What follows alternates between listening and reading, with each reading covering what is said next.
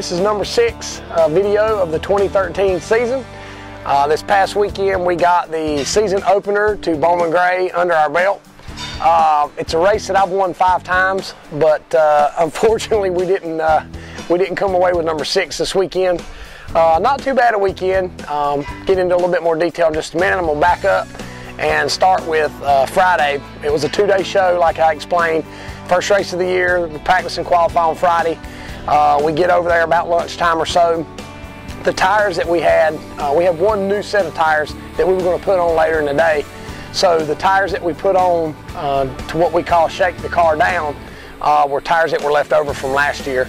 I thought the car was pretty good. We made a couple little adjustments here and there, trying to tweak on it. We ended up going pretty close back to where we were. Towards the end of the day, we put on our new tires and went out and did a qualifying run, and luck would have it that I ran up on a car that was riding around on the bottom, so I didn't get a true, I guess a true feel, a true test of what kind of lap we could run on new tires. Not just the feel, but on the stopwatch to know how fast we could run.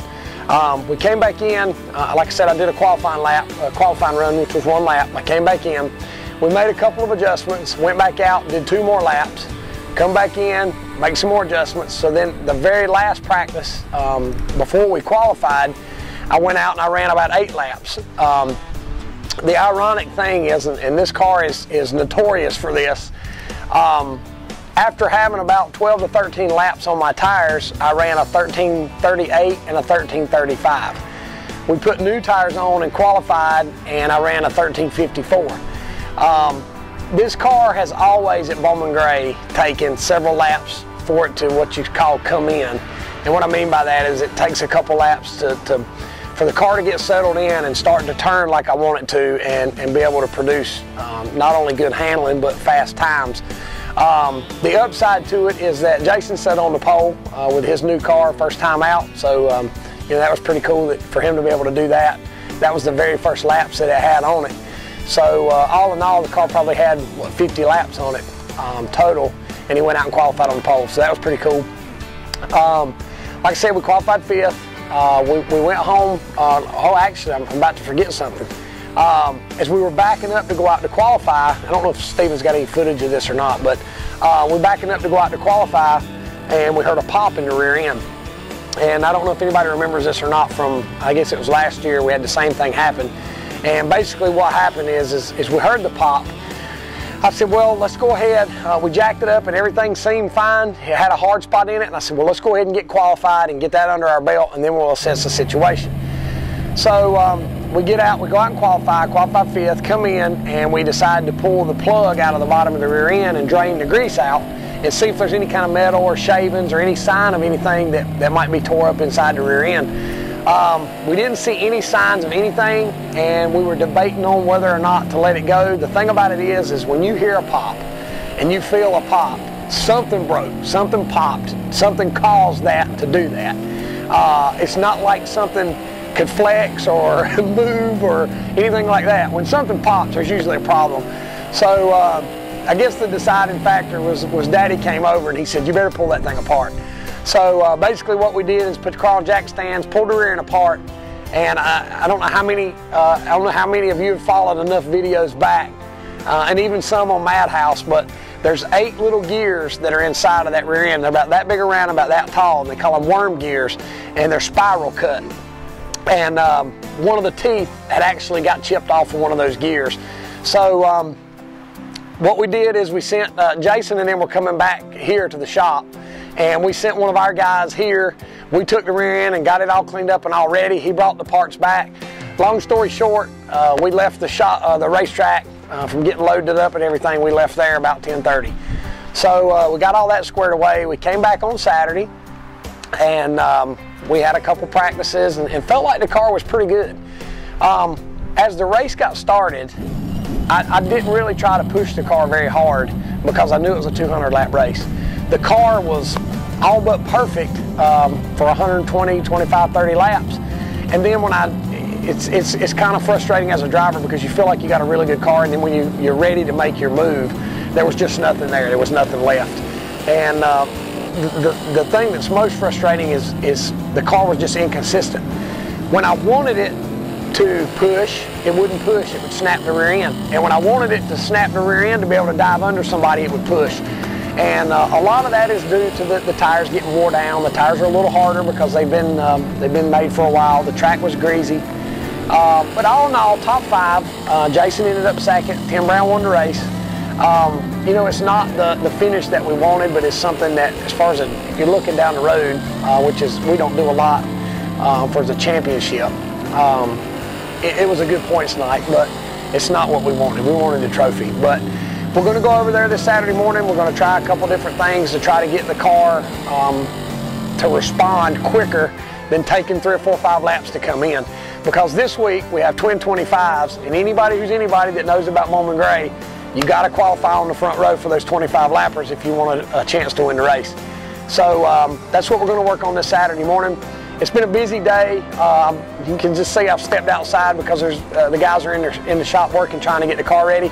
I actually spent most of the day down at Pro System with Tommy and some of those guys getting my new brakes.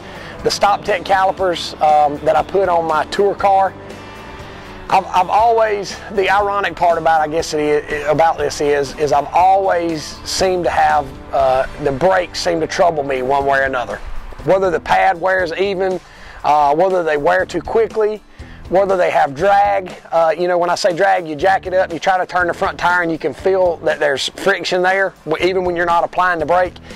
With these Stop Tech calipers, I'm using the Stop Tech calipers that they designed, that Pro System designed.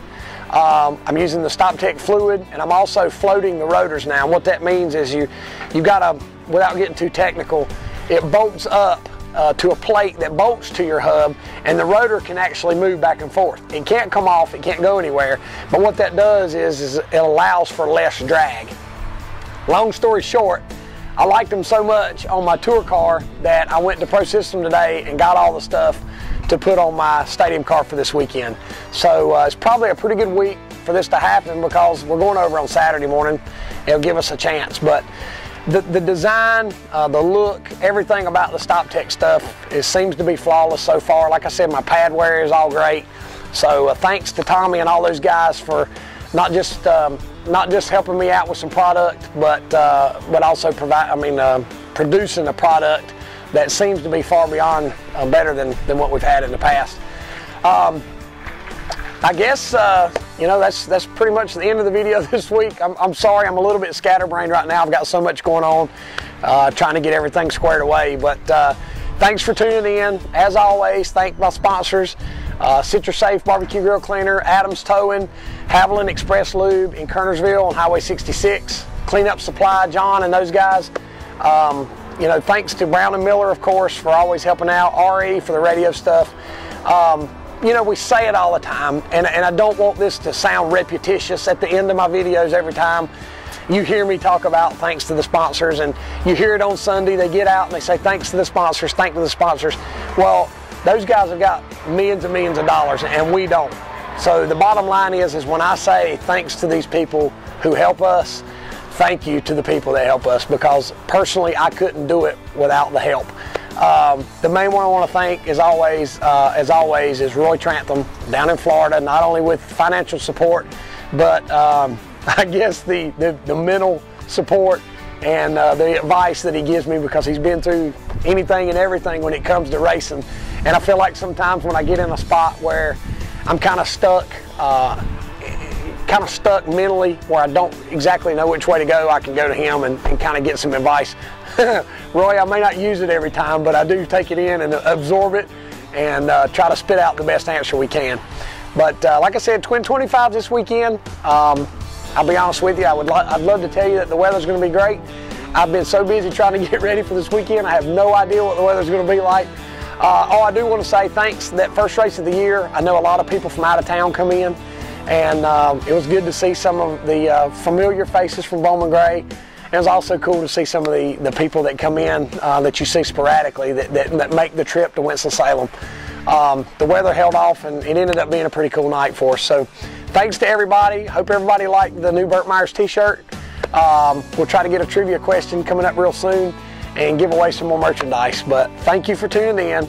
and God bless you.